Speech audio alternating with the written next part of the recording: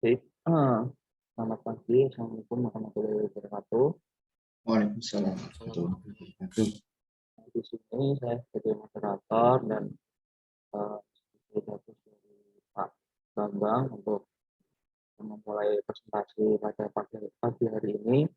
Untuk yang bertugas silakan bisa memaparkan salah satu dari kelompok satu terlebih dahulu.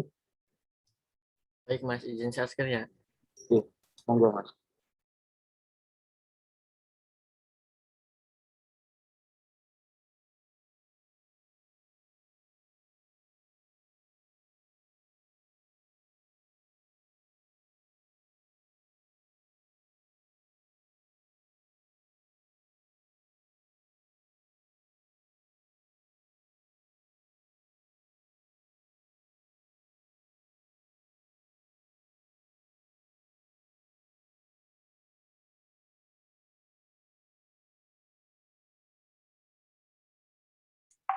Assalamualaikum warahmatullahi wabarakatuh.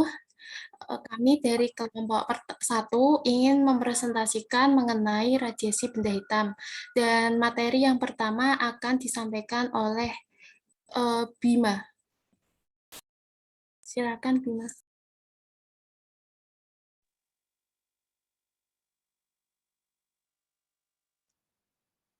Assalamualaikum warahmatullahi wabarakatuh. Saya Bima Geli Bahtiar akan mempresentasikan mengenai radiasi termal. Radiasi termal adalah radiasi elektromagnetik yang dihasilkan oleh gerakan termal partikel dalam materi. Radiasi termal dihasilkan ketika panas dari pergerakan muatan dalam materi atau elektron dan proton diubah menjadi radiasi elektromagnetik. Semua materi dengan suhu yang lebih dari 0 memancarkan radiasi termal. Contoh dari radiasi termal adalah cahaya tambak dan cahaya inframerah yang dipancarkan oleh bola lampu pijar.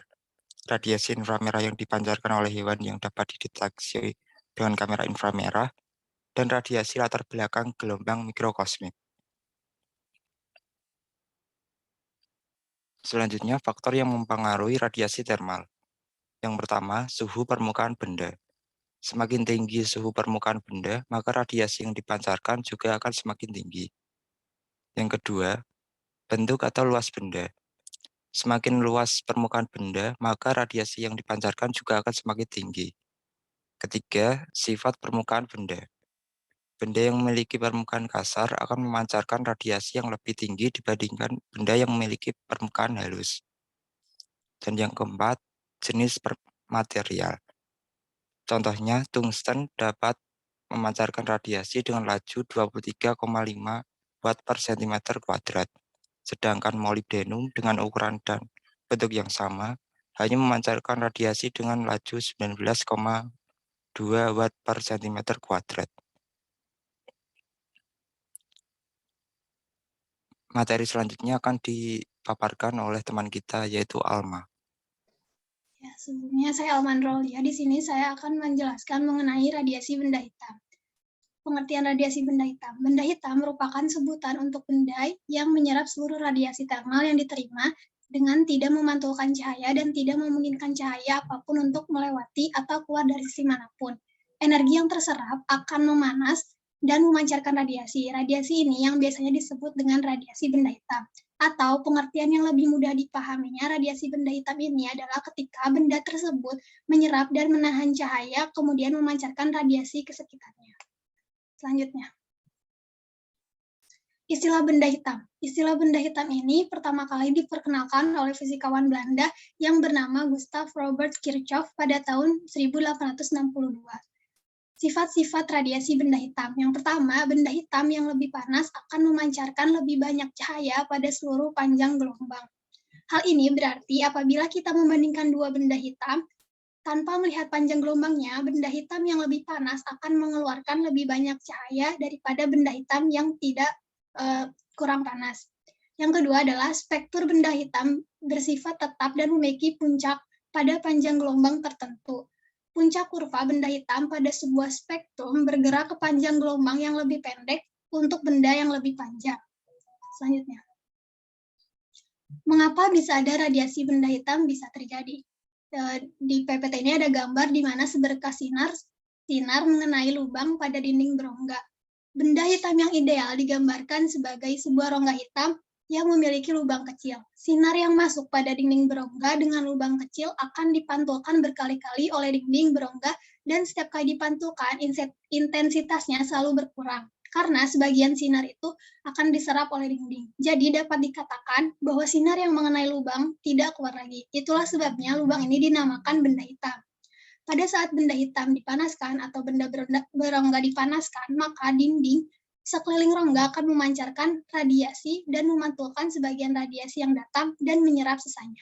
Sekian materi yang dapat saya sampaikan. Selanjutnya, materi selanjutnya akan dijelaskan oleh Wiro. Baik, sebelumnya terima kasih. Perkenalkan, nama saya Wirul Khotimah. Di sini saya akan menjelaskan tentang hukum Stephen Boltzmann. Pada tahun 1879, seorang fisikawan asal Austria yang bernama Joseph Stephen melakukan eksperimen bahwa daya total persatuan luas yang dipancarkan oleh semua benda hitam panas pada semua frekuensi adalah sebanding dengan pangkat 4 suhu mutlaknya.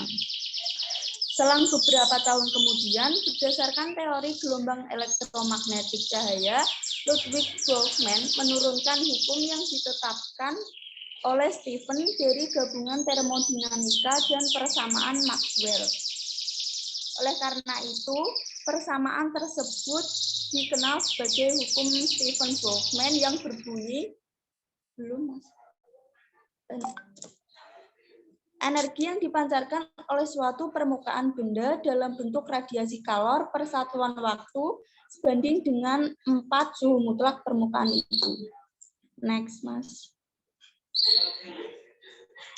Berikut adalah rumus matematis dari hukum Boltzmann, yaitu I total sama dengan P per A sama dengan E kali konstanta Stephen Boltzmann kali suhu pangkat 4.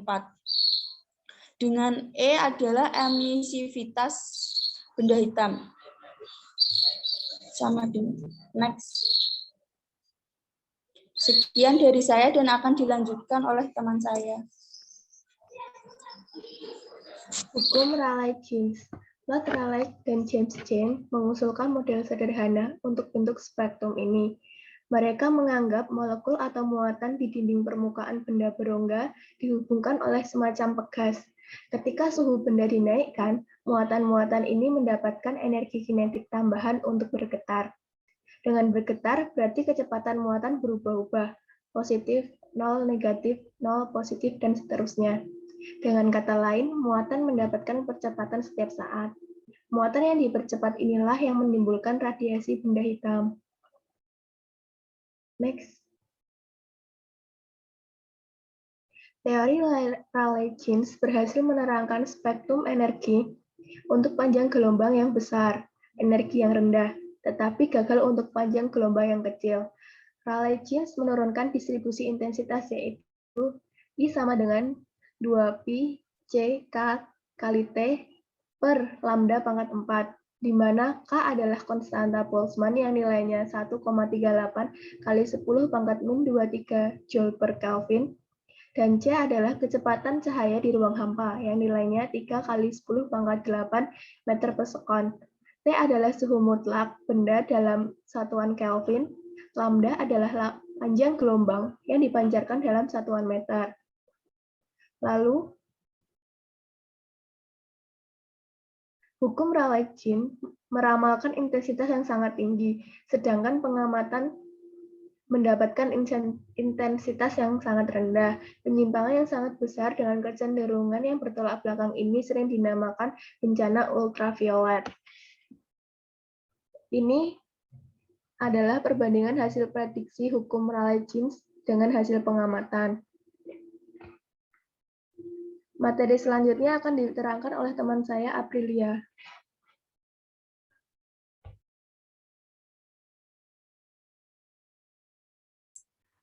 Slide-nya ada di bawahnya lagi. Slide ke-17.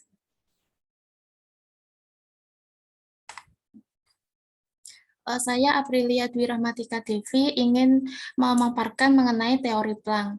Nah, teori Planck ini adalah teori yang menjelaskan mengenai rapat spektrum radiasi elektromagnetik atau bencana ultraviolet itu yang dilepas benda hitam dengan thermal pada temperatur T.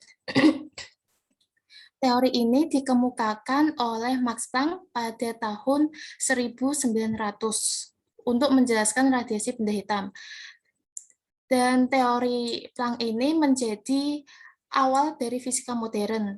Sebelum teori-teori yang dikemukakan sebelum tahun 1900 atau sebelum teori Planck ini disebut dengan fisika klasik, sedangkan teori setelah tahun 1900-an dengan diawali teori kuantum Planck ini disebut sebagai fisika modern. Nah, awalnya itu ada dua teori klasik yang mencoba menjelaskan spektrum radiasi benda hitam, yaitu teori Wien dan teori Rayleigh-Jeans. Namun, keduanya tidak bisa menjelaskan secara tuntas permasalahan tersebut, di mana teori Wien hanya mampu menjelaskan radiasi benda hitam pada daerah panjang gelombang yang pendek, tetapi tidak cocok untuk daerah panjang gelombang yang panjang. Kebalikannya, teori Rayleigh-Jeans ini hanya dapat menjelaskan radiasi benda hitam pada daerah yang panjang gelombangnya panjang saja, tetapi gagal untuk menjelaskan panjang gelombang yang pendek. Kemudian Planck mulai dengan asumsi barunya, di mana menurut Planck, energi radiasi benda hitam dipancarkan tidak secara kontinu, tetapi secara diskontinu, yaitu pancaran radiasi benda hitam dipancarkan dalam bentuk paket-paket energi yang disebut sebagai kuanta atau kemudian lebih dikenal dengan sebutan foton. Yang artinya cahaya ketika dipancarkan itu dia membawa partikel atau paket-paket atau foton-foton yang mempunyai energi sebesar E. Nah, E ini adalah jumlah energi terkecil yang dapat dipancarkan atau diserap oleh atom atau molekul dalam bentuk radiasi elektromagnetik yang disebut kuantum. Berarti E ini adalah energi kuantum. Next. Dari asumsinya itu, Planck menemukan persamaan matematisnya, yaitu E sama dengan H kali F, di mana E adalah sebanding dengan hasil kali tetapan Planck dengan frekuensi. Jadi E adalah sebanding dengan frekuensi. Semakin besar frekuensinya, maka energi kuantumnya semakin besar, begitupun sebaliknya. Namun, persamaan tersebut hanya berlaku untuk satu foton, sementara setiap cahaya dipancarkan itu banyak membawa foton-foton. Jadi, untuk mencari energi kuantum sebanyak foton yang dipancarkan, rumusnya yaitu E sama dengan NH kali F, di mana F adalah kecepatan cahaya atau C per lambda. Jadi, rumus untuk mencari energi foton sebanyak foton yang dipancarkan, mencari energi kuantum sebanyak foton yang dipancarkan, yaitu N kali H kali C per lambda, di mana N adalah banyaknya foton yang dipancarkan, H adalah tetapan Planck senilai 6,626 kali 10 pangkat min 34 Joule second, dan C atau kecepatan cahaya sebesar 3 kali 10 pangkat 8 meter per sekon. Materi selanjutnya akan dijelaskan oleh Azhar.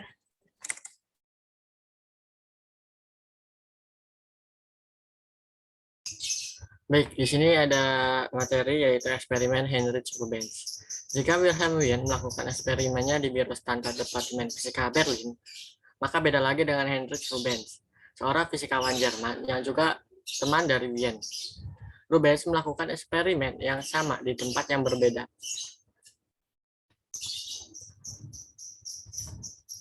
Namun masih dalam satu kota, yaitu Berlin. Dia juga menggunakan oven yang berbeda dan metode penelitian yang berbeda. Karena itu, hasil eksperimen Rubens juga berbeda jauh dengan eksperimen Wien. Rubens mendapatkan grafik intensitas radiasi benda hitam terhadap frekuensi bentuk kurva yang sedikit mirip dengan kurva distribusi kecepatan molekul gas Maxwell yang dipanaskan dalam gas tertutup. Seperti ini kurva radiasi benda hitam yang ada. Kita lihat di sini jika frekuensinya adalah 4 kali 10 14, maka intensitasnya itu tidak terlalu tinggi. Berbeda dengan di suhu 8000 Kelvin, intensitas terbesar jatuh di angka 8 kurang lebih 8 sampai 8,5 kali 10 pangkat 14 Hz. Mendapatkan intensitas tertinggi dengan suhu 8000 Kelvin. Selanjutnya akan dibacakan oleh Asrifa, yaitu materi pergeseran Wilhelm Wien. Baik, terima kasih. Di sini saya akan menjelaskan untuk materi hukum pergeseran Wien. Wilhelm Wien adalah seorang fisikawan Jerman yang mempelajari hubungan antara suhu dan panjang gelombang pada intensitas maksimum. Beliau melakukan percobaan pada radiasi yang dipancarkan benda hitam yang dilewatkan melalui celah oven agar diperoleh berkas gelombang yang sempit. Percobaannya tersebut dilakukan berulang-ulang pada suhu benda hitam yang berbeda. Bisa di next.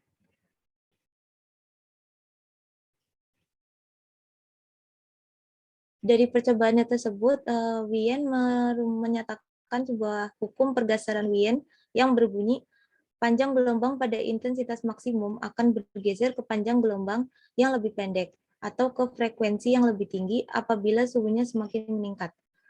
Bisa di next. Pernyataan tersebut direpresentasikan ke dalam sebuah grafik hubungan antara intensitas radiasi benda hitam terhadap panjang gelombang pada suhu yang berbeda. Bisa dilihat di sini pada grafik. Grafik ini menunjukkan hubungan intensitas radiasi benda hitam terhadap panjang gelombang pada suhu yang berbeda. Dapat dilihat di sini bahwa ketika suhu benda hitam meningkat, yaitu pada 6000 Kelvin, panjang gelombang untuk intensitas maksimumnya bergeser ke nilai panjang gelombang yang lebih pendek. Gejala pergeseran nilai panjang gelombang maksimum dengan berkurangnya suhu disebut pergeseran Wien. Bisa di next. Kok tidak ada suaranya ya?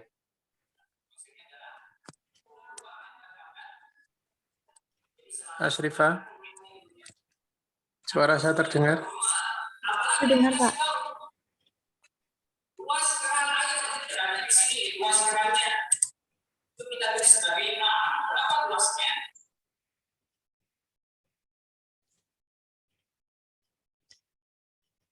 Kemudian dari grafik tersebut, Wien merumuskan sebuah hubungan antara suhu dan panjang gelombang pada intensitas maksimum melalui persamaan lambda M dikali T sama dengan C. Dengan lambda M adalah panjang gelombang pada energi pancar maksimum dengan satuan meter, kemudian T adalah suhu bendanya dengan satuan Kelvin.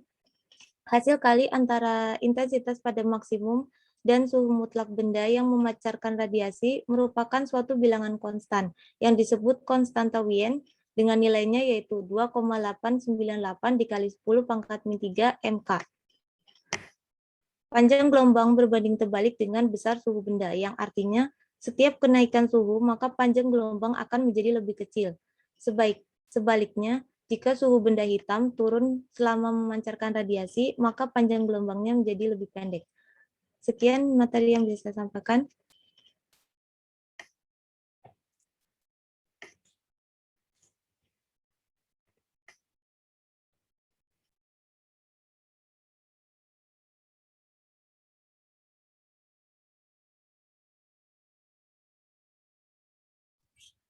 Oke, saya lanjutkan. Di sini ada salah satu contoh pengaplikasian dari radiasi benda hitam. Salah satunya yaitu penggunaan pakaian. Pada siang hari, ketika matahari terik, kita akan merasa lebih panas apabila kita menggunakan baju yang berwarna hitam. Hal ini karena warna hitam atau warna gelap merupakan penyerap panas yang sangat baik dan juga pemancar kalor yang sangat baik pula daripada warna-warna cerah lainnya. Selain warna-warna yang cerah, selain permukaan yang mengkilap juga merupakan penyerap dan pemancar kalor yang buruk. Pada saat kita menjemur pakaian pun, maka baju yang berwarna gelap atau hitam akan lebih cepat kering daripada baju yang berwarna putih atau cerah. Contoh yang kedua yaitu ada panel surya. Pada alat panel surya yang menyerap energi panas untuk diubah menjadi energi listrik. Panel surya terdiri dari wadah-wadah yang terbuat dari logam berongga yang kemudian dicat hitam dengan panelnya yang terbuat dari bahan kaca. Kalau radiasi dari matahari diserap oleh permukaan hitam dan dihantarkan oleh konduksi melalui logam. Bagian dalam dari panel ini tetap hangat karena dijaga oleh efek rumah kaca. Kemudian sirkulasi air melalui wadah logam akan membawa kalor menjauh untuk dimanfaatkan pada sistem pemanas air domestik.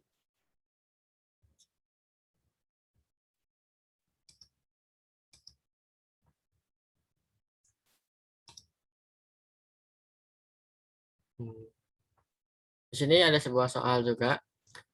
Sebuah benda berwarna hitam dengan E sama dengan 1 memiliki luas permukaan 10 cm persegi dengan suhu 2000 Kelvin. Apabila konstanta Stefan Boltzmann sebesar 5,670 kali 10 5,67 kali 10⁻8 watt per meter persegi kalikan Kelvin pangkat 4, maka energi radiasi benda hitam yang dipancarkan oleh benda tersebut tiap satuan waktu akan sebesar, di sini yang ditanyakan yaitu P. Dari rumus P tersebut adalah E sama dengan Si kalikan A kalikan T pangkat 4. Di sini diketahui E sama dengan 1, Si sama dengan 5,67 kali 10⁻8, A atau luas permukaannya yaitu 1000 kali 1000 cm persegi dikalikan kita ubah ke meter menjadi 10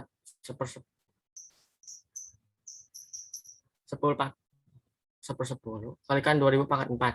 Maka daya yang dipancarkan oleh benda tersebut adalah 90.720 watt. Di sini juga soal lain yaitu energi foton cahaya merah dengan panjang gelombang 6000 Armstrong. Energi foton memiliki rumus sama dengan H kalikan C per lambda. Diketahui H adalah 6,6 kali 10⁻34 Joule sekon dan C adalah 3 kali 10⁻8 meter per sekon. Dan lambda diubah dulu ke meter menjadi 6 kali 10⁻7 meter. Maka hasil dari energi foton tersebut adalah 3,3 kali 10⁻19 Joule. Sekian, terima kasih. Dari kelompok kami, dari teman-teman sekalian, apakah ada pertanyaan?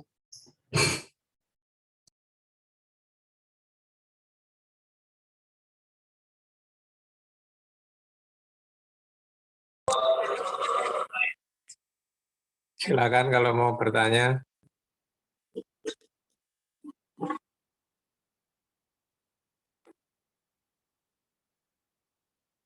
Sebutkan namanya.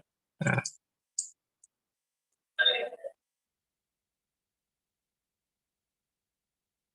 Halo. Silakan Mas. Siapa namanya? Dimas. Nah. Baik. Silakan. Yang tanya diminta untuk bertanya. Siapa namanya nanti saya catat ya. Silakan Mas. Kok suaranya kurang banter ya Mas? Halo, cek. Ya. Sudah terdengar Pak? Ya. Baik. Silakan yang ingin bertanya. Ini sudah ada beberapa yang present. Silakan Mas Tri Sulistyo bisa on mic dan menyampaikan pertanyaannya. Terima kasih Mas Dimas. Perkenalkan nama saya Tri Sulistyo Sudrajat Mardika. Saya izin bertanya dua hal. Yang pertama dari radiasi benda hitam di soal tadi itu kan boleh ke soalnya nggak Mas, yang soal PX25? Ya, itu di situ E-nya sama dengan 1. Apakah E itu selalu sama dengan 1? Apakah bisa E itu antara 0 hingga 1 dan E sama dengan 0? Kemudian yang kedua, apakah perbedaan dari grafik panjang gelombang antara yang tadi yang aduh siapa tadi namanya? Yang Oke, coba yang lanjut. Ya, yang ini sama yang win. Ya. Apakah hubungannya dengan intensitas dan panjang gelombang? Dan perbedaan grafiknya itu apa saja? Terima kasih. Oke, terima kasih untuk pertanyaannya. Selanjutnya boleh Mas Adi untuk on mic dan bisa menyampaikan pertanyaannya kepada kelompok 1. Jadi yang namanya belajar, mau salah kah, mau benar kah, mau pakai cara sendiri, bebas. Kenapa ya? Karena namanya belajar, salah itu wajar. Apakah efek rumah kaca termasuk dalam radiasi benda hitam? Terima kasih. Wassalamualaikum warahmatullahi wabarakatuh. Baik, terima kasih pertanyaannya Mas Adi. Selanjutnya silakan Mas Rehan untuk bisa on mic dan menyampaikan pertanyaannya. Baik, terima kasih atas kesempatannya, Mas. Saya Ryan Alif Rahman, izin bertanya. Sudah dijelaskan bahwa pada materi radiasi thermal itu benda kasar memiliki pancaran radiasi yang lebih besar daripada benda halus. Nah, itu kenapa ya alasannya? Saya belum paham gitu. Terima kasih.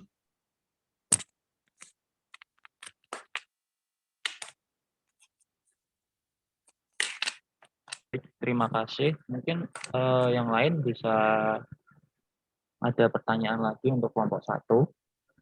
Mbak Devitri, silakan Mbak Devitri untuk bisa on mic dan menyampaikan pertanyaannya.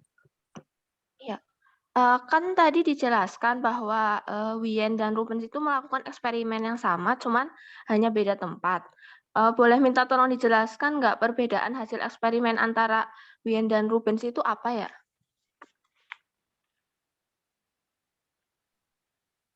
Terima kasih. Terima kasih Mbak Devitri sudah menyampaikan pertanyaannya. Saya kembalikan lagi untuk jawabannya untuk kelompok 1. Silakan Mas Arya. Oke, yang bertanya tadi siapa? Fitri, terus siapa tadi? Adi Arya Kusuma. Fitri, Adi Arya Kusuma, Raihan Alif Rahman, dan Trisulistyo Mahardika, Pak. Adi Arya, Raihan, terus Tri ya? Iya Pak, Trisulistyo. Tri, 1, 2, 3, 4. 4. Iya Pak, 4 orang. Oke, 4 cukup. Nanti dilanjutkan diskusi yang kelompok lain. Sementara cukup 4 dulu ya. Silakan biar diberi kesempatan waktu untuk menjawab. Terima kasih.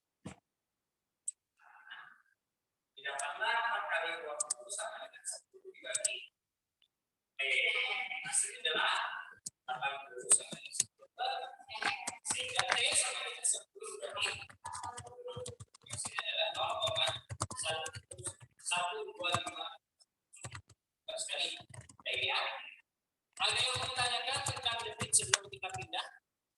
Jadi debit hanya mempelajari tentang volume yang dipindahkan atau kecepatan air bergerak dalam pipa.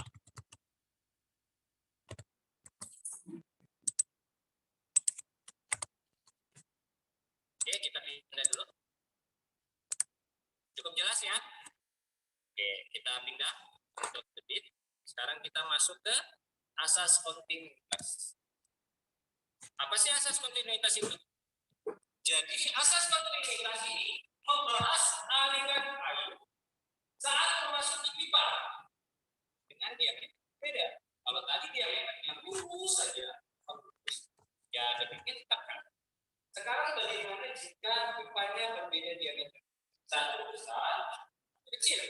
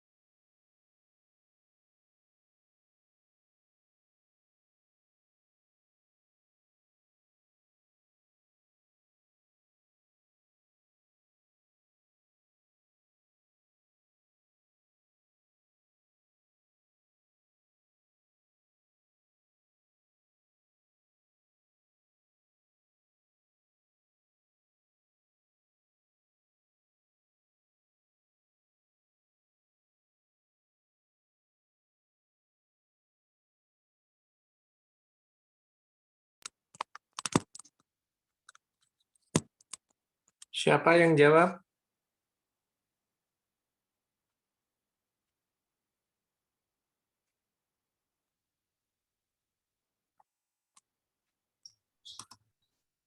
Baik Pak, izin menjawab pertanyaan dari Mas Adi Arya Kusuma.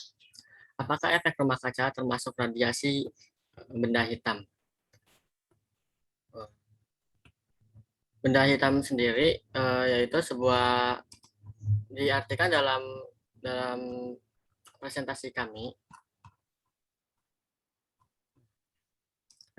sebagai ruang kosong berongga di mana dia menyerap energi foton atau energi cahaya dan memantul-mantulkannya di dalam ruang tersebut hingga energinya tersebut habis. Sedangkan efek rumah kaca yaitu kita menerima energi dari matahari dan diserap oleh bumi, lalu dipantulkan kembali oleh bumi. Namun pada efek rumah kaca ini, panas yang dipantulkan tidak dapat keluar kembali karena terhalang oleh gas rumah kaca, yaitu CO2. Nah, berbeda dengan benda hitam, di mana benda hitam yaitu dia menyerap energi, tapi dia tidak memantulkan kembali. Dia menyerapnya hingga energi tersebut habis. Seperti itu. Apakah sudah terjawab, Mas Adi Arya? Jadi tidak termasuk ya? Tidak termasuk. Tidak. Kalau menurut pendapat saya tidak. Oke, terima kasih. Saya mau menjawab pertanyaan dari Mas Sulis yang pertama, radiasi benda hitam di soal emisi E-nya 1. Apakah E itu selalu 1? Benda hitam sempurna memiliki emisivitas 1, sedangkan benda putih sempurna memiliki emisivitas 0, dan benda-benda lain memiliki rentang 0 sampai 1. Itu Mas. Sudah jelas belum? Ya, cukup jelas. Terima kasih. Ya.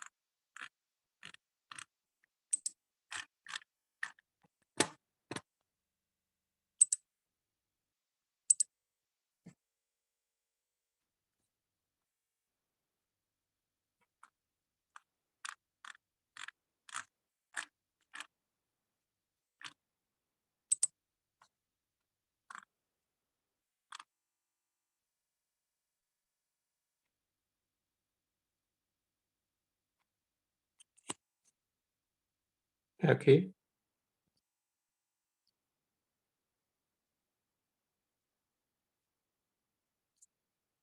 Kalau radiasi benda hitam, gelombangnya gelombang apa itu?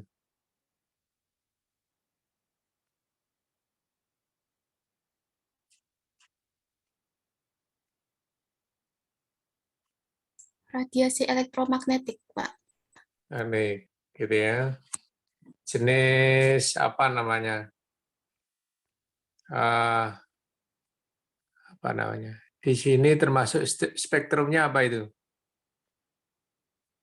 Tadi ada spektrum yang apa namanya, mulai dari hijau, biru sampai kuning ya, kuning sampai biru ya Bapak ya.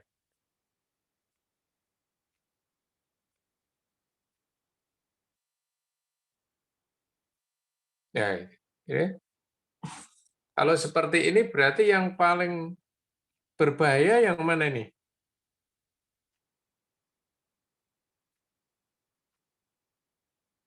Yang paling terang atau yang paling gelap?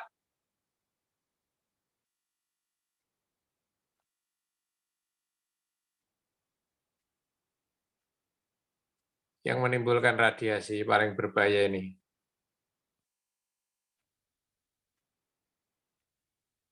Intensitasnya yang paling tinggi apa tahu, warna apa tahu? Terang ya? Iya, Pak. Terang ya?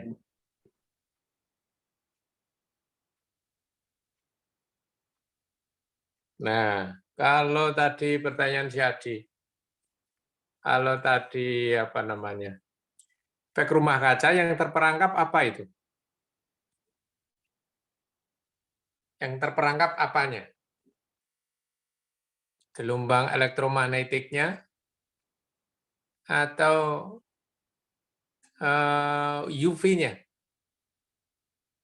UV termasuk dalam spektrum gelombang elektromagnetik enggak? Termasuk, Pak. Ya, masuk. Terus gimana cara menganalogikannya?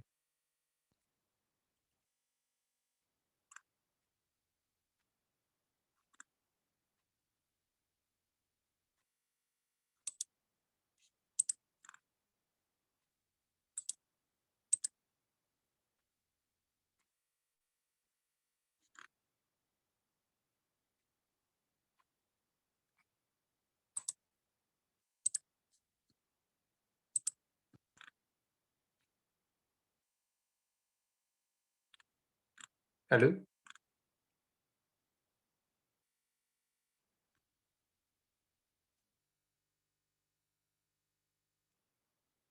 Halo? Efeknya kan memang panas ya, sama-sama panasnya ya. Tapi ada energi yang terperangkap, dipancarkan, sinar ultraviolet. Tadi benda ultraviolet dari spektrum yang mempunyai panjang gelombang tertentu ya.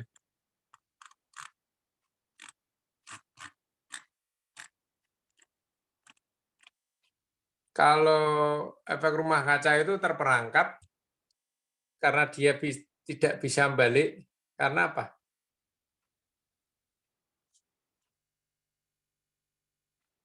Tidak bisa menembus ya.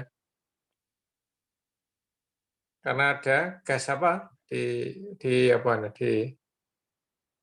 namanya, di atmosfer itu. Beda enggak dengan Ozon. di radiasi benda hitam itu?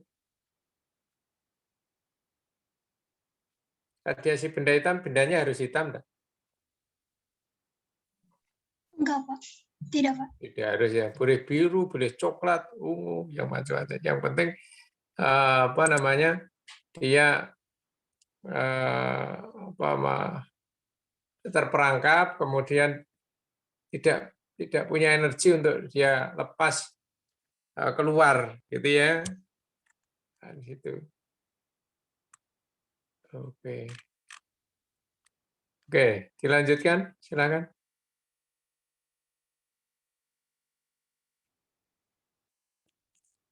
Saudara tidak praktikum itu ya? Pernah praktikum apa namanya?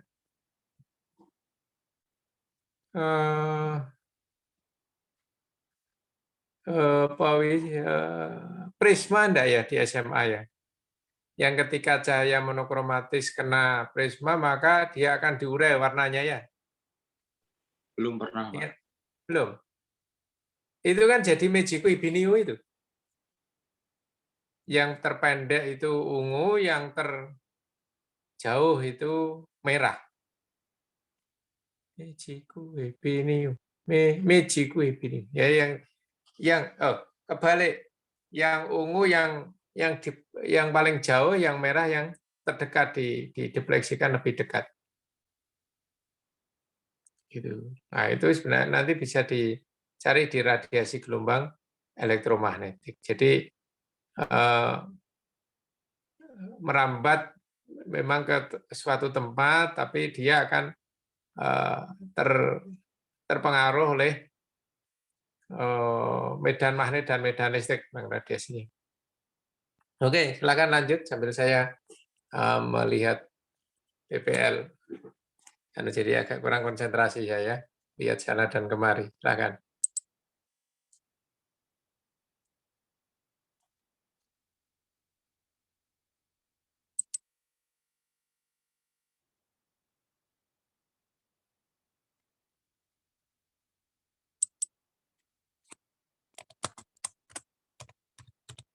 Lanjut. Silakan. Assalamualaikum warahmatullahi wabarakatuh. Ya. Di sini saya akan menjawab pertanyaan dari Mas Raihan mengenai mengapa benda kasar lebih memancarkan radiasi termal lebih baik dibandingkan benda halus. Hal ini karena benda halus termasuk dalam pemancar dan penyerap radiasi yang buruk. Jadi benda kasar lebih baik. Dan itu aja. Sekian. Apakah sudah jelas, Mas Ryan? Sudah. Terima kasih. Gimana pertanyaannya tadi? Dijelaskan bahwa tadi di PPT benda kasar dalam radiasi termal dia itu memiliki radiasi yang lebih besar daripada benda halus, itu kenapa Pak? Saya bingung.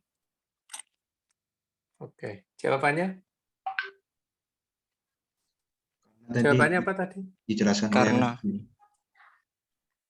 karena benda halus termasuk ke dalam pemancar dan penyerap radiasi yang buruk gitu.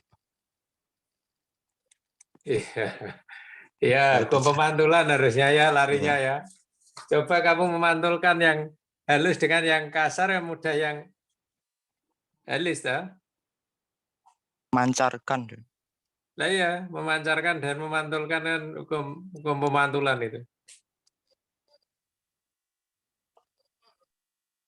Mudah menyerap gitu, juga mudah melepas. Juga mudah melepas.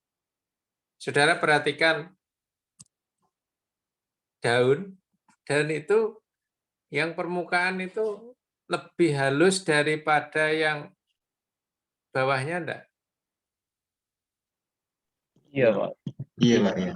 Permukaannya lebih. Iya, jadi aplikasinya gitu. Dia mudah menyerap, setelah itu ditahan. Kalau dibutuhkan untuk menguap, ya menguap. Gitu ya. Nah, aplikasinya ke situ. Oke, lanjut.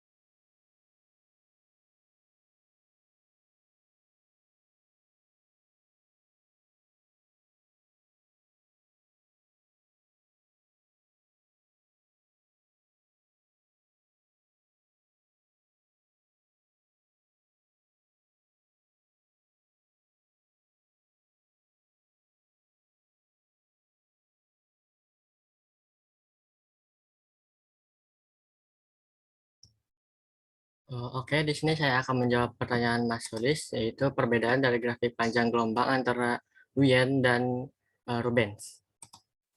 Pada grafik hubungan antara intensitas radiasi benda hitam terhadap panjang gelombang pada suhu yang berbeda milik Wien, itu intensitas radiasi itu tertinggi pada suhu 6000 Kelvin ya. Itu tertinggi ada di warna kuning. Sedangkan pada suhu 5000 Kelvin tertinggi pada warna merah. Dan seterusnya semakin turun dan semakin turun. Jika suhunya semakin turun, maka radiasinya pun akan semakin turun. Berbeda dengan Rubens. Rubens memiliki grafik, yaitu jika pada suhu 8000 Kelvin, warna biru adalah yang tertinggi radiasinya. Sedangkan pada suhu 5800 Kelvin, itu warna antara biru dan aquamarin ya di sini. Itu yang tertinggi intensitasnya yaitu aquamarin, yaitu warna yang ada di sini. dan semakin turun lagi, dan merah memiliki radiasi paling kecil di suhu yang rendah. Jadi memang berbeda gitu. Di suhu yang relatif sama, 8.000 6.000 Kelvin, jika grafik hubungan milik Wien itu tertinggi ada di warna kuning dengan suhu 6.000 Kelvin, sedangkan pada Rubens tertinggi ada di warna biru pada suhu 8.000 Kelvin. Jika pada suhu 6.000 Kelvin tertinggi kemungkinan itu adanya di sini, jatuhnya mungkin di sini ya, di warna aquamarine seperti itu. Jadi perbedaannya ada di situ. Apakah sudah terjawab, Mas Sulis? Jadi antara intensitas dan suhu itu hubungannya apa, Mas? Semakin besar suhunya, semakin tinggi juga intensitasnya. Tapi berkebalikan dengan panjang gelombang. Mohon, Mas. Oh, ya, makasih, Mas. Sama-sama, Mas.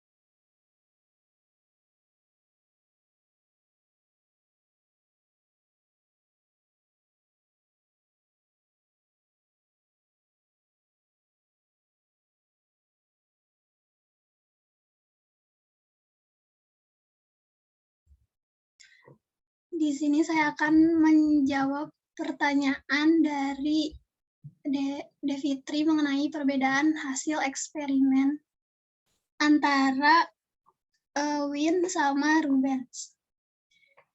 Menurut yang saya baca, jika William Heinz melakukan eksperimen di Biro Standar Departemen Fisika Berlin, maka beda lagi dengan Heinz Rubens, seorang fisikawan Jerman yang juga teman dari Wien. Rubens melakukan eksperimen yang sama di tempat yang berbeda, namun masih dalam satu kota. Dia juga menggunakan oven yang berbeda dan metode penelitian yang berbeda. Karena itu, hasil eksperimen Rubens juga berbeda jauh dengan eksperimen Wien. Rubens mendapatkan grafik intensitas radiasi benda hitam terhadap frekuensi bentuk kurva yang sedikit mirip dengan kurva distribusi kecepatan molekul gas Maxwell yang tadi. Nah, yang ini. Yang dipanaskan dalam gas tertutup. Kurva intensitas radiasi benda hitam terdapat frekuensi yang dihasilkan dari eksperimen Rubens seperti pada gambar ini. Sedangkan kurva distribusi kecepatan yang dilakukan oleh Rubens ini apabila diperhatikan dengan seksama, dua grafik di atas itu tidak mirip yang Rubens. Namun apabila dibandingkan dengan grafik-grafik sebelumnya, grafik distribusi ini yang itu tuh kasus radiasinya yang berbeda gitu. Jadi hasilnya tuh beda antara Wien sama Rubens. Mungkin untuk Devitri, apakah cukup jelas?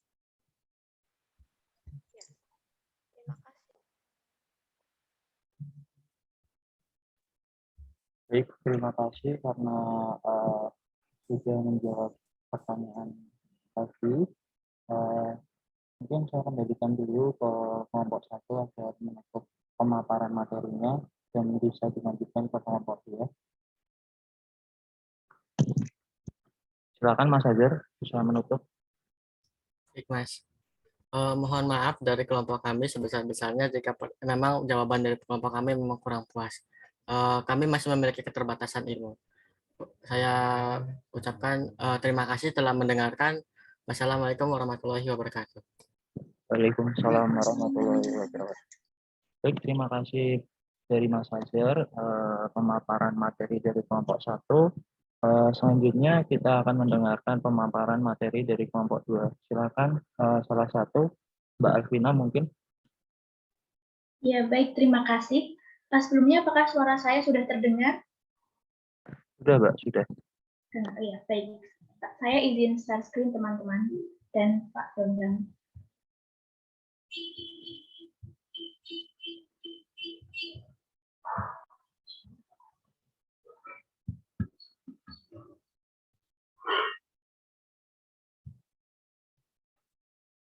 Apakah sudah terlihat share screen saya?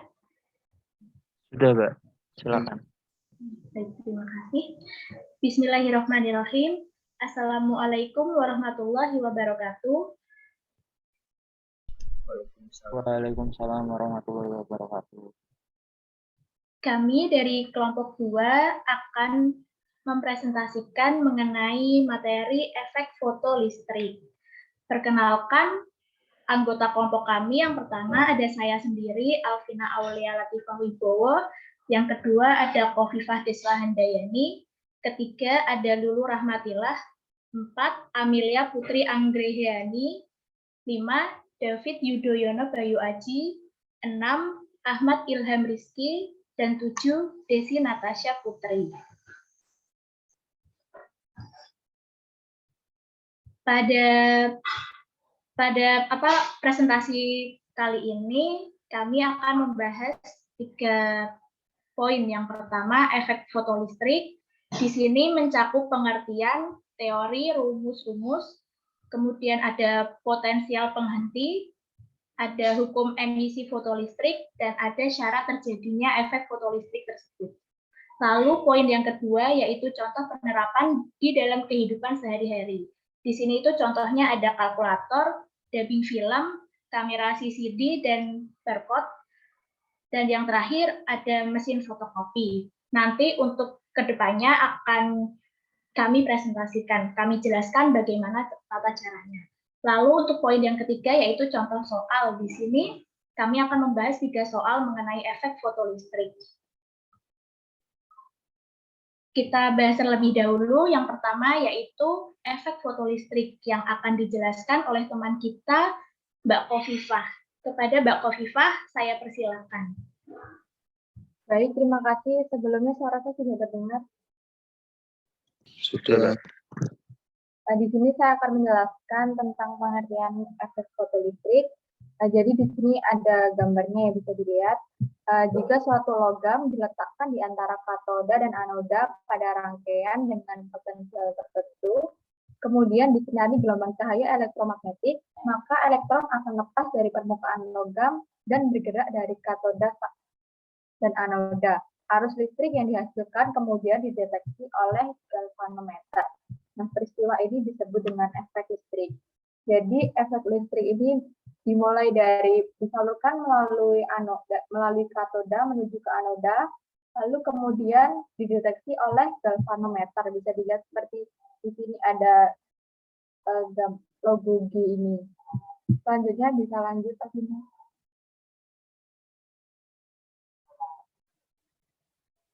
Lalu di sini efek fotolistrik adalah peristiwa terlepasnya elektron dari suatu permukaan logam ketika permukaan tersebut disinari oleh cahaya atau foton yang memiliki energi lebih besar daripada energi ambang fungsi kerja permukaan tersebut. Jadi bisa terjadi efek fotolistrik ini jika energi lebih besar daripada energi ambangnya. Jadi energinya lebih besar dari ambang, maka tersebut bisa terjadinya efek fotolistrik. Nah, efek fotolistrik ini membutuhkan cahaya atau foton dengan energi beberapa elektronvolt hingga 1 mF dengan nomor atom suatu unsur. Jadi bisa dilihat seperti gambar ini, proton datang dan bisa dilepaskan jika terkena cahaya. Selanjutnya, mungkin materi selanjutnya akan dijelaskan oleh teman saya. Baik, di sini saya akan melanjutkan presentasi dan penjelasan dari Mbak Khofifah. Di sini pada tanggal 9 Juni 1905, Albert Einstein itu mengutarakan teorinya bahwa cahaya merupakan partikel berbentuk paket-paket energi yang disebut foton. Besarnya energi foton itu dirumuskan dengan rumus E sama dengan HF.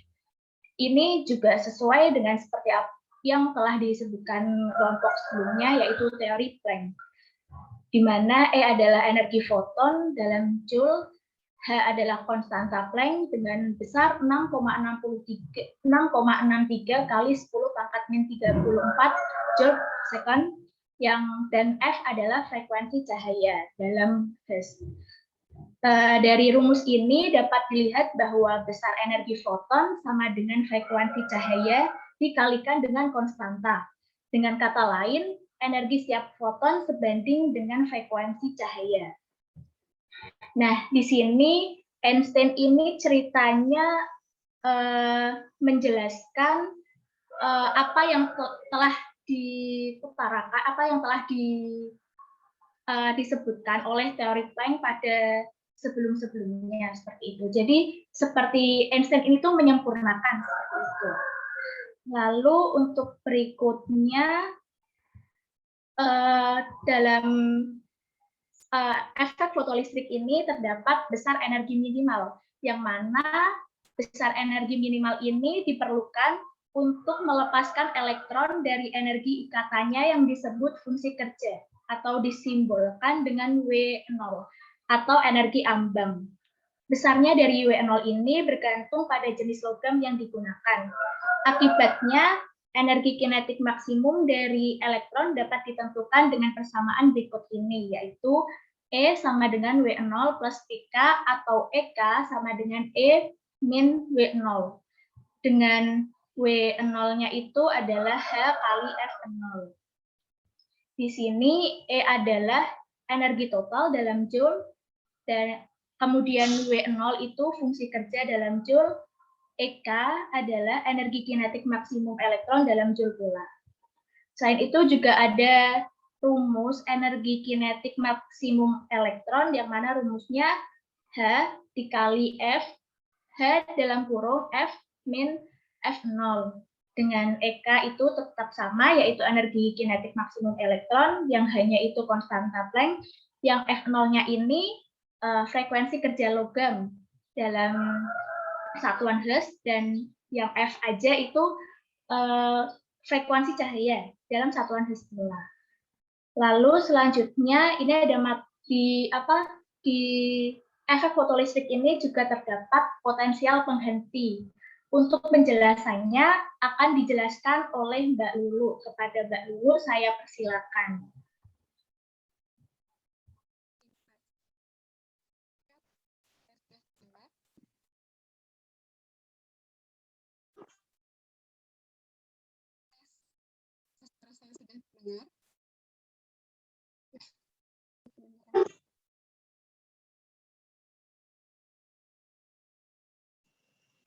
Teman-teman, apakah suara saya sudah terdengar? Sudah, Mbak. Sudah. Jadi belum masuk. Terima kasih, Mbak Buna, atas penjelasan yang sebelumnya. Selanjutnya yaitu mengenai potensial penghenti. Potensial penghenti adalah nilai tegangan yang diperlukan agar elektron berhenti terlepas dari permukaan logam pada efek fotolistrik. Besarnya potensial penghenti ini bergantung pada energi kinetik maksimumnya dan berbanding lurus, sehingga dapat dituliskan dalam persamaan berikut. Jadi EK sama dengan setengah mv kuadrat berbanding lurus dengan E0, di mana EK-nya yaitu energi kinetik elektron foton, M-nya massa elektron, V-nya kecepatan elektron, E-nya muatan elektron, dan V0-nya potensial henti. Selanjutnya akan disampaikan oleh Mbak Amelia. Baik, terima kasih Lulu. Saya akan menjelaskan mengenai hukum emisi fotolistrik. Yang pertama, untuk logam dan radiasi tertentu, jumlah fotoelektron yang dikeluarkan berbanding lurus dengan intensitas cahaya yang digunakan. Kemudian yang kedua, untuk logam tertentu terdapat frekuensi minimum radiasi. Jika di bawah frekuensi tersebut, fotoelektron tidak dapat dipancarkan. Kemudian yang kedua, jika di atas frekuensi minimum tersebut, energi kinetik yang dipancarkan oleh fotoelektron tidak bergantung pada intensitas cahaya, namun bergantung pada frekuensi cahaya. Kemudian yang ketiga, perbedaan waktu dari radiasi dan pemancaran fotoelektron itu sangat kecil, yaitu kurang dari 10⁻⁹ detik. Kemudian untuk materi selanjutnya akan dijelaskan oleh Desi. Selanjutnya saya akan menjelaskan mengenai syarat terjadinya fotolistrik. Di sini ada 3 syarat, yaitu untuk terjadinya efek fotolistrik. Efek fotolistrik akan terjadi jika energi radiasi foton atau EF itu lebih besar dari energi ambang keping katodanya atau WNO, atau panjang gelombang foton atau lambda F lebih kecil daripada panjang gelombang ambang logam atau lambda 0, atau frekuensi foton atau F lebih besar dari frekuensi ambang logamnya atau F0. Saya akan menjelaskan maksud dari ketiga syarat ini. Besarnya energi ambang tergantung pada jenis logam yang digunakan, dan apabila energi foton yang diberikan pada elektron lebih besar dari energi ambangnya, maka kelebihan energi tersebut akan berubah menjadi energi kinetik elektron. Akan tetapi, jika energi foton lebih kecil dari energi ambangnya, maka tidak akan menyebabkan fotoelektron. Frekuensi foton terkecil yang mampu menimbulkan fotoelektron bisa disebut frekuensi ambang. Dan jika frekuensi radiasi foton berada di bawah frekuensi ambangnya, maka tidak ada fotoelektron yang terlepas. Sebaliknya, panjang gelombang terbesar yang mampu menimbulkan fotoelektron bisa disebut panjang gelombang ambang. Hubungan dari ketiga syarat ini dapat dinyatakan dalam persamaan yang sudah dijelaskan sebelumnya, yaitu E sama dengan W0 plus EK, atau EK sama dengan E min W0, atau EK sama dengan HF min HF0 sama dengan H dikali F min F0. Materi selanjutnya akan dijelaskan oleh teman saya. Terima kasih. Saya, Ahmad Ilham Rizky, akan menjelaskan contoh penerapan dari efek fotolistrik. Yang pertama, itu digunakan dalam kalkulator. Kalkulator menggunakan energi cahaya untuk menghasilkan listrik. Sel fotolistrik mengubah energi cahaya menjadi energi listrik yang bisa menjadi sumber energi bagi kalkulator. Untuk sel fotolistriknya itu berada di atas 7 segment display itu yang berwarna hitam di bagian paling atas. Yang kedua, dubbing film. Suara dubbing film direkam dalam bentuk sinyal optik di sepanjang pinggiran keping film. Saat film diputar, sinyal tersebut akan dibaca kembali melalui proses efek fotolistrik dan sinyal listriknya diperkuat dengan menggunakan amplifier berupa tabung sehingga menghasilkan. Ya, next.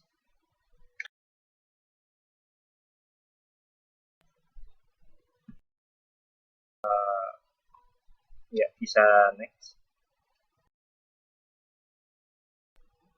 Yang ketiga ada kamera CCD, change coupled device, dan pemindai kode batang barcode.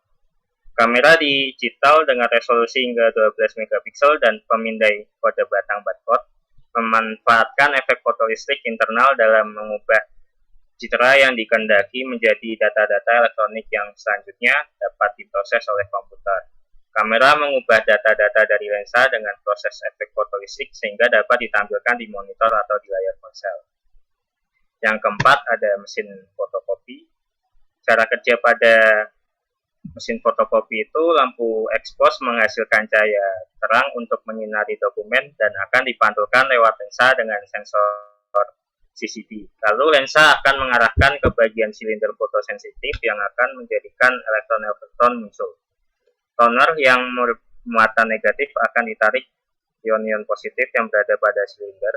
Lalu kertas akan dilewatkan melalui dua buah rol panas yang saling bertekanan yang akan melelehkan toner dan menempel erat pada kertas. Seterusnya drum akan berputar dan kertas dicetak.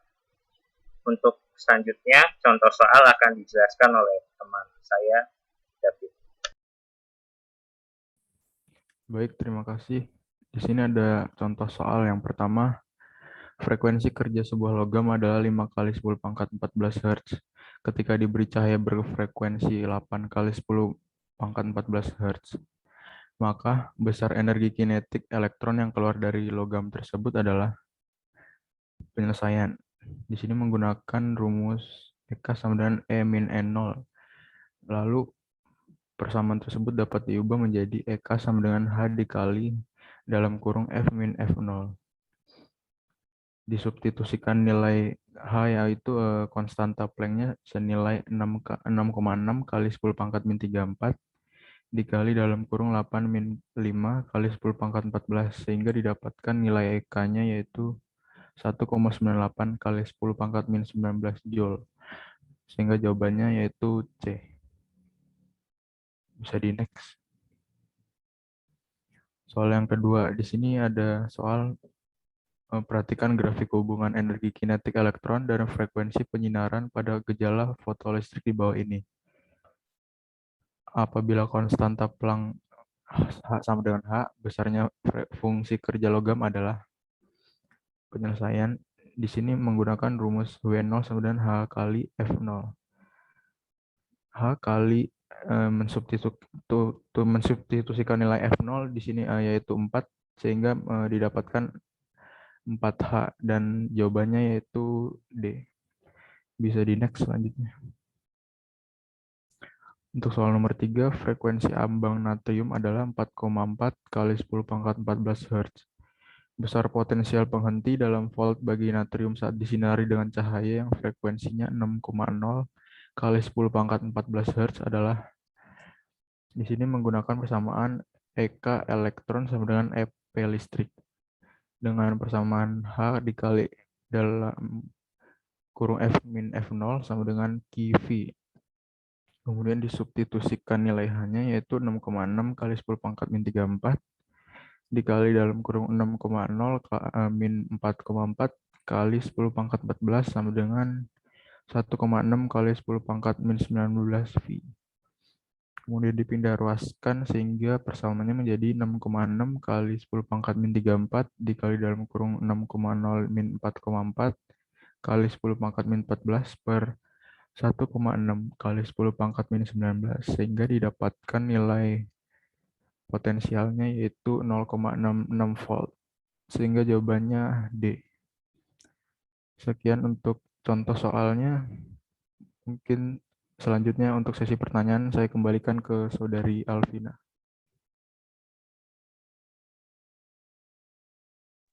Ya, baik, terima kasih atas pemaparannya. Untuk selanjutnya, sesi pertanyaan. Apakah dari teman-teman ada yang ingin bertanya? Kami persilakan.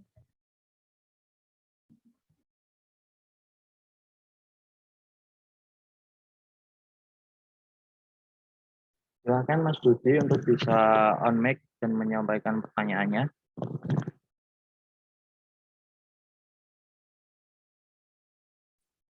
Terima kasih Dimas. Gini, saya perkenalkan, nama saya Budi Madianto.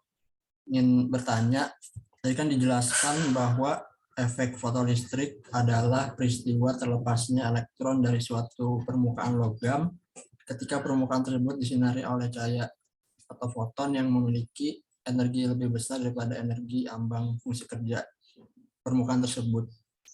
Nah, boleh dikasih contoh nggak eksperimen yang sederhana yang membuktikan bahwa ada efek fotolistrik? Terima kasih. Assalamualaikum warahmatullahi wabarakatuh. Waalaikumsalam warahmatullahi wabarakatuh. Terima kasih atas pertanyaannya. Untuk selanjutnya, apakah ada yang ingin bertanya lagi? Untuk pertanyaan dari Mas Budi, kami tampung terlebih dahulu. Ya, silakan Mbak Aisyah Rahmadika bisa on mic dan menyampaikan pertanyaannya. Ya, terima kasih. Saya Aisyah, izin bertanya. Tadi kan dijelaskan bahwa pada teori Planck yang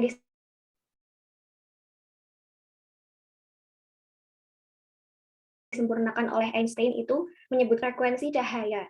Nah, saya izin bertanya apakah energi tiap foton tersebut juga sebanding dengan intensitas cahaya atau tidak? Mungkin bisa dijelaskan sedikit. Terima kasih.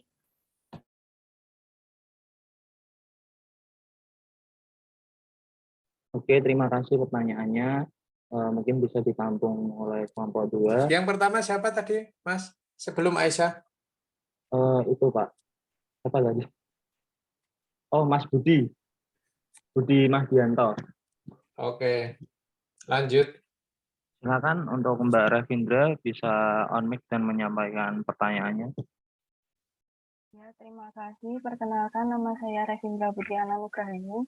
Izin bertanya, apakah efek fotolistrik dapat mengeluarkan radiasi yang berbahaya bagi tubuh manusia? Sekian pertanyaan saya. Terima kasih. Wassalamualaikum warahmatullahi wabarakatuh.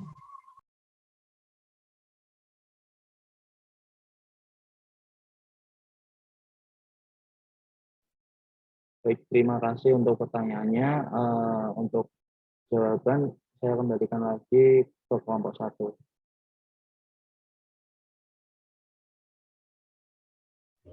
Baik, dari 3 pertanyaan tersebut akan kami jawab terlebih dahulu, tapi kami minta sedikit waktu untuk menyusun kata-kata untuk menjawab pertanyaan dari teman-teman.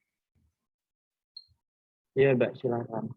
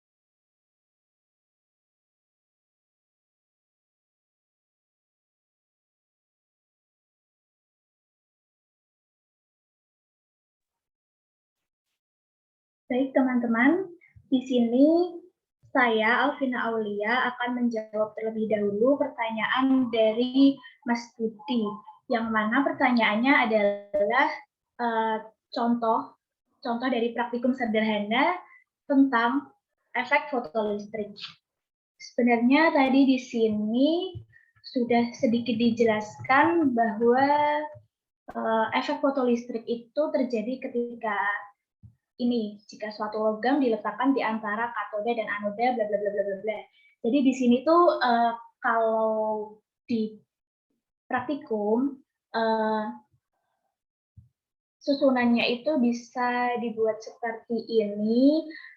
Nanti di sini ada galvanometer dan antara kutub positif dan kutub negatif ini terdapat logam yang nantinya akan diberi sinar, dan di sini terdapat potensial atau faultnya itu tadi, seperti itu. Apakah sudah bisa diterima, Mas Budi?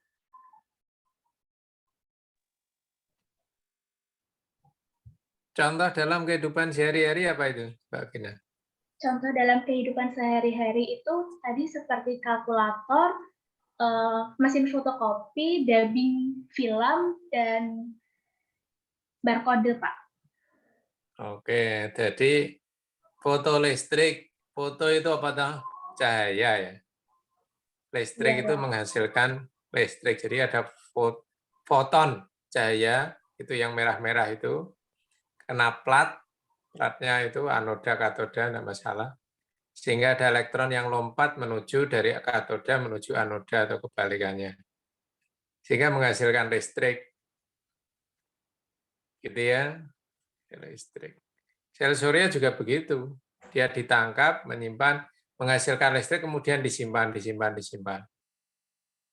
Kalau apa namanya mesin fotokopi gimana caranya itu? Ada cahaya kan? Dipencet kan ada cahaya, datang gitu. Cahaya itu memfoto tulisan yang ada di atasnya.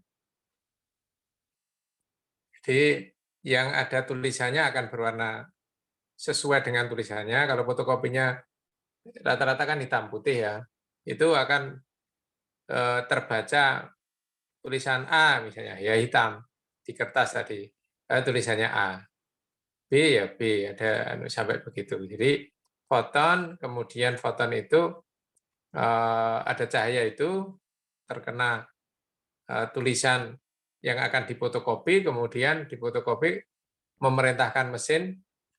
Siapa mesinnya? Yaitu tentu ada mesin cerdas di situ, IC itu. Kalau sekarang itu ya AI, intelijen apa?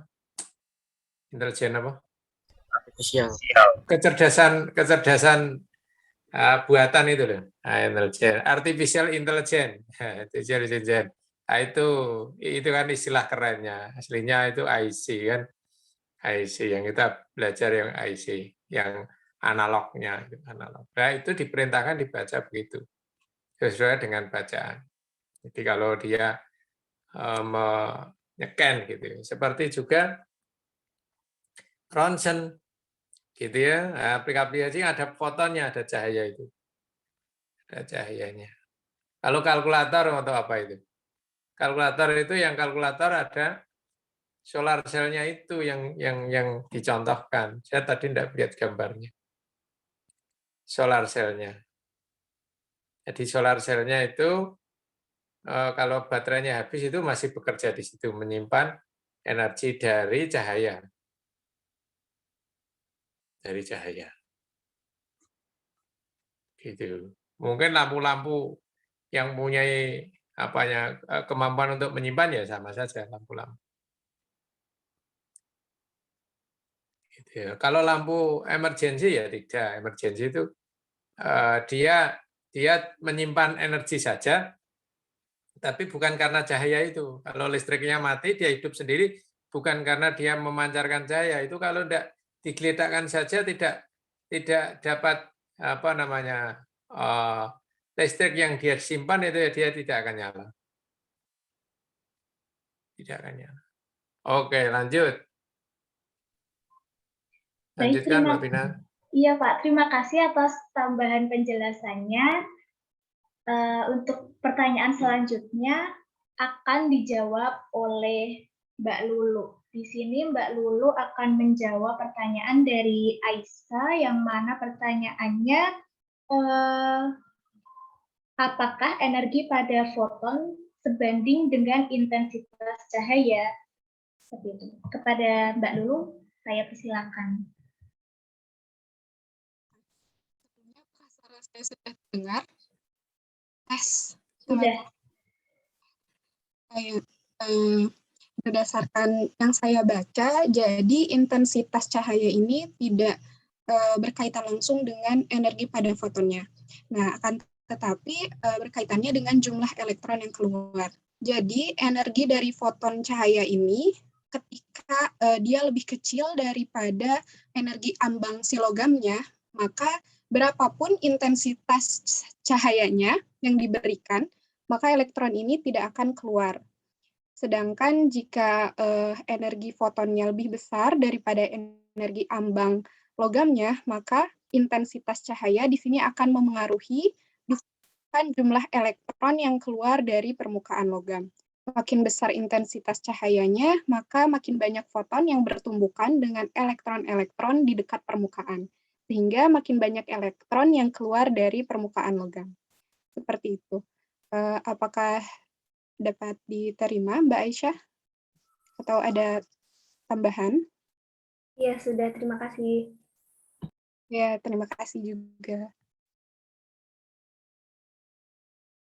Oke, sudah jelas ya. Jadi, belum tentu kalau cahayanya banyak, itu langsung gampang lepas. Kalau logamnya kuat mengikat, tidak bakal lepas. Harus ada energi minimal yang dia bisa melepas. Gitu. Jadi walaupun diberi rayuan banyak, gitu ya, tapi kalau kuat ikatannya dia tidak akan lepas, gitu ya, kayak gitu. Dia tidak akan keluar uang untuk menjajak. Tapi kalau dia sudah energi minimalnya sudah terpenuhi, mesake gitu, terus kemudian lepas. Jadi bukan karena cahayanya, intensitasnya, tapi karena batas ambangnya dari masing-masing material beda ini sisinya itu. Gampang lepas apa enggak. Gitu ya. Yang gampang lepas tentu baik juga. Yang menyimpan itu kan punya untuk kegunaan sendiri. Misalnya kapasitor kan fungsinya menyimpan, dia khusus menyimpan. Yang gampang lepas itu ya logam-logam yang sifatnya konduktor. Itu konduktor yang baik. Oke, lanjut. Terima kasih Pak Babang atas penjelasannya lagi. Dan untuk pertanyaan selanjutnya dari Mbak Revindra, yaitu apakah efek fotolistrik dapat mengeluarkan radiasi yang berbahaya bagi manusia? Untuk pertanyaan Mbak Revindra ini akan dijawab oleh Mbak Khofifah. Kepada Mbak Khofifah, saya persilakan. Baik, terima kasih izin masuk teman-teman. Di sini saya ingin mencoba menjawab pertanyaan dari Mbak Revindra. Jadi, apakah efek fotolistrik dapat menyebabkan radiasi? Nah, jadi ada sinar radiasi yang menghasilkan radiasi atau biasanya disebut dengan sinar gamma. Nah, itu bisa melalui proses efek fotolistrik. Jadi, sinar gamma itu mudah menembus proses yang disebut ionisasi. Nah, proses ini tuh bisa melalui efek fotolistrik, semburan Compton, dan produksi pasangan. Oleh karena itu, daya presentasi yang tinggi, dampak radiasi dapat menyerang pada tubuh.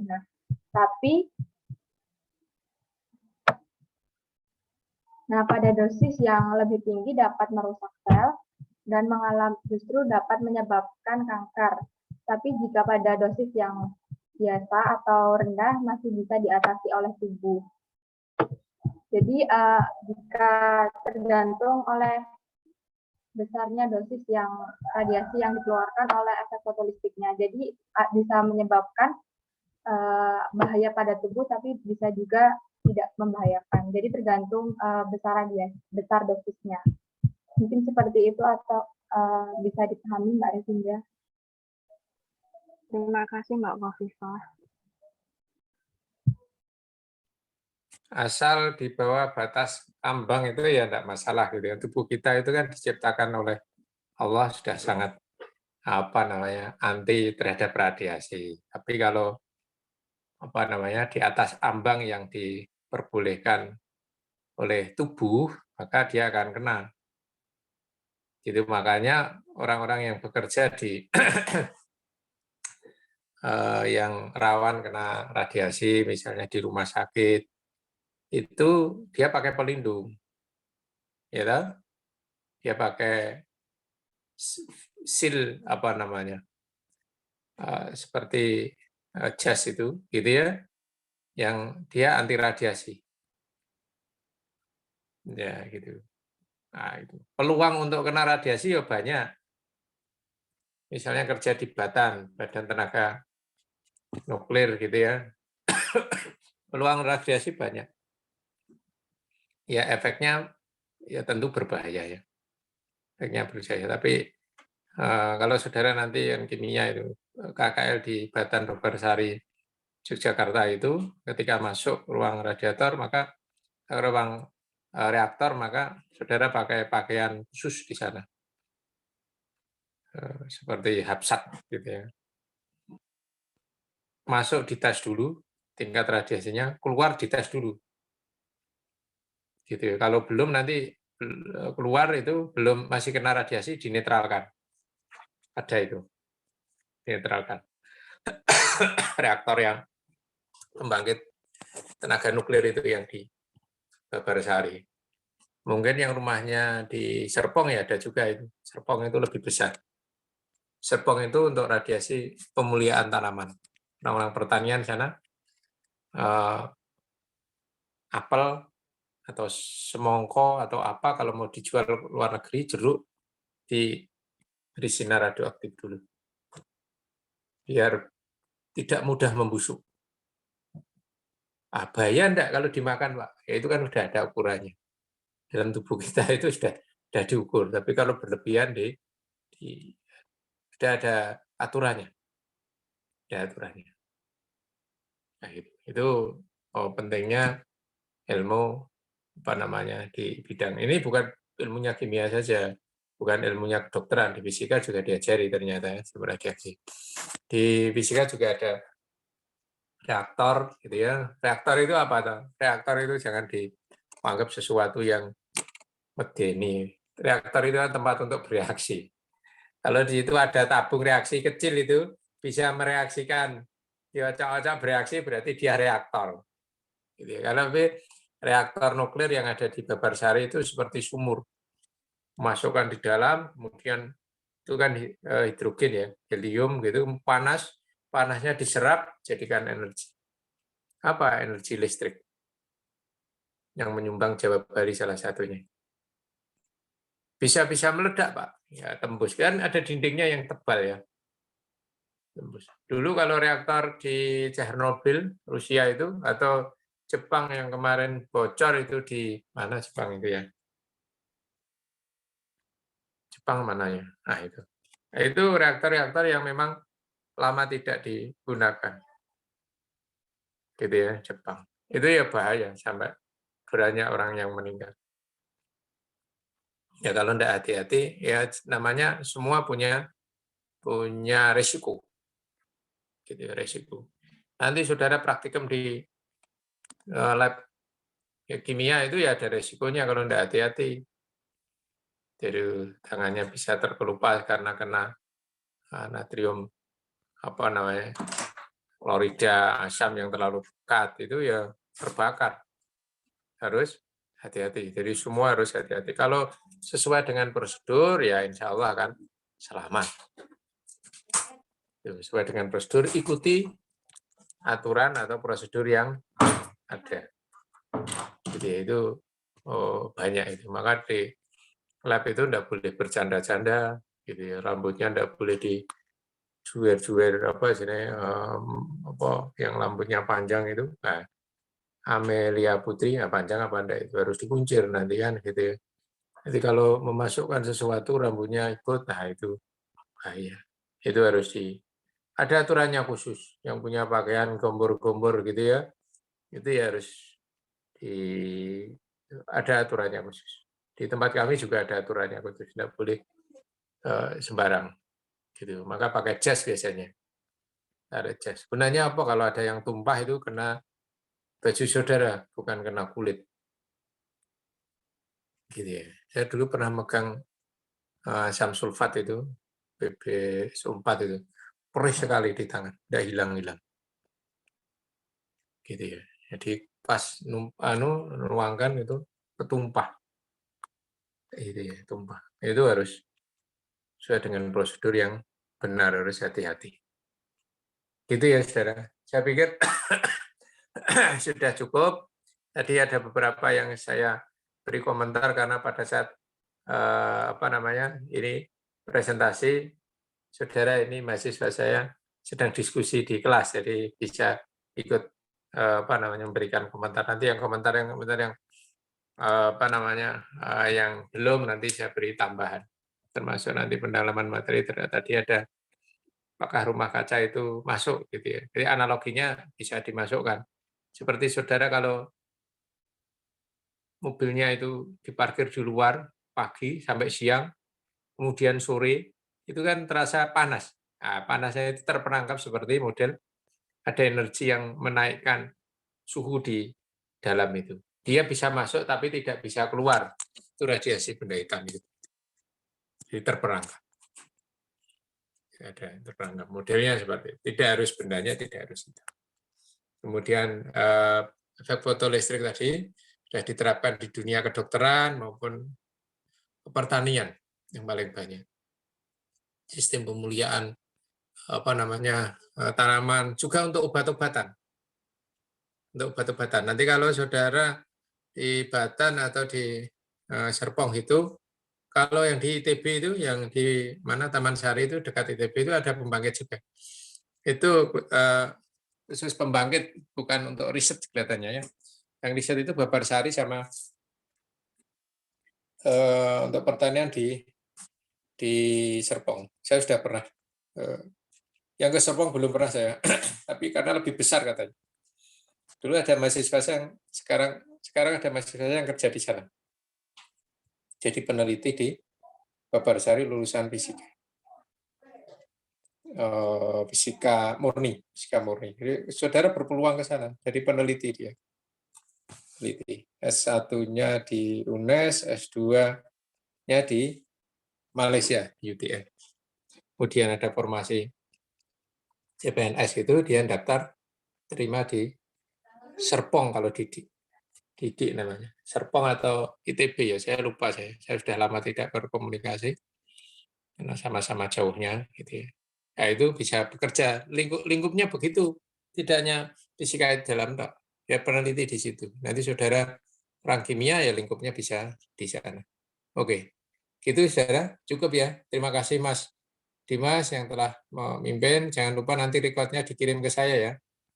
Open access gitu ya. Oke, saya tutup. Assalamualaikum warahmatullahi wabarakatuh. Tolong divalidasi ya.